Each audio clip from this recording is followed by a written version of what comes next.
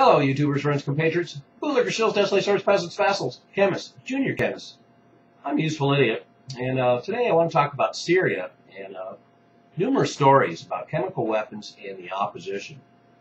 First story is about, I guess the Russians did their own individual tests of the attack on Aleppo and have concluded that it was the opposition who used chemical weapons at Aleppo. And this was an attack well over a year ago now, I believe.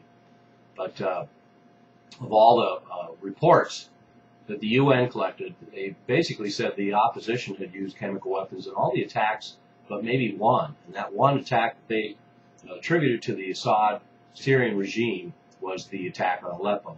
And it never really made sense because the fact is most of the casualties at Aleppo were Syrian soldiers, certainly casualties of this so-called chemical attack.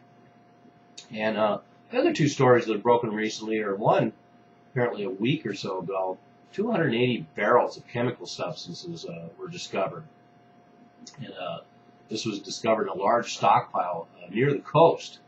And all kinds of other weapons were found there as well, but 280 barrels of chemical substances. And then the most recent story is a Syrian opposition chemical lab uncovered just outside of Damascus. And there's a video of that, and it shows large bags of sodium hydroxide flakes, ordnance being loaded, and chemicals clearly labeled poisonous and, interestingly enough, from Saudi Arabia. And when you look at the site, it obviously looks like an opposition site. It's not a factory. It doesn't look like it's industrial-grade chemical weapons. It's in the mixing process in the field. We also have quite a menagerie of different ordnance being loaded with these chemicals. That includes mortar rounds and artillery rounds and RPG rounds and anything they get their hands on. So all of these seem to bear out that it would be the opposition that this site is based on. And I realized that there was going to be propaganda coming from Western sources and all the things that we've already seen, and things I've talked about in videos before, which I'll attach below, all these numerous reports about chemical weapons in Syria. And I also realized that the Syrian government is also going to perpetrate its own propaganda for its own needs. And in this case, it's self-preservation. The more they can prove that it's the opposition using chemical weapons, the more it clouds the issue, and the more they can protect themselves. And they have a good reason to do that, because we already had a UN study done, we've already had European studies done, American studies done. The European Union and the UN studies seem to bear out that almost all the attacks, if not all, were chemical attacks, were done on a very limited scale by the opposition. And this goes back to my original premise that considering the fact that the Assad regime has been threatened by a red line if they use chemical weapons, the limited achievements they would have in the field using chemical weapons it just is not logical for the Syrian government forces to be using chemical weapons. The only one that has a motivation that makes sense to use chemical weapons is the opposition, because it would bring foreign intervention.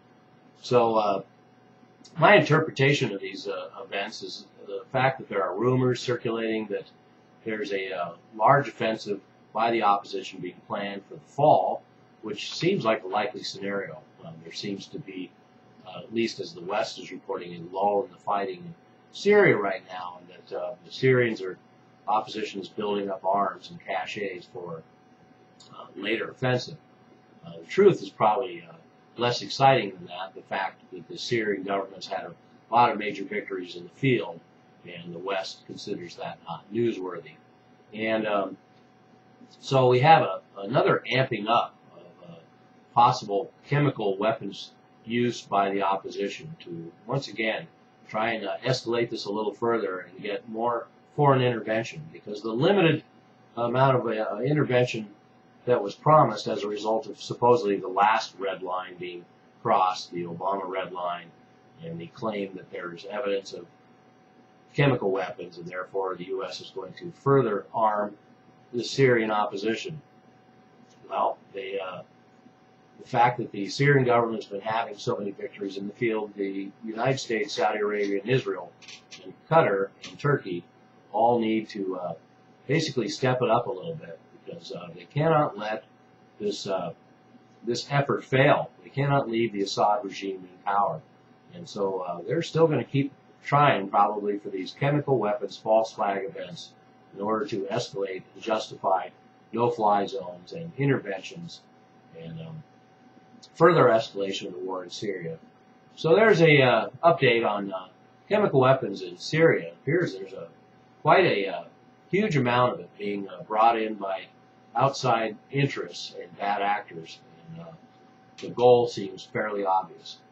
I'm a useful idiot. Don't you be one too. And remember, if I agreed with you, then we'd both be wrong.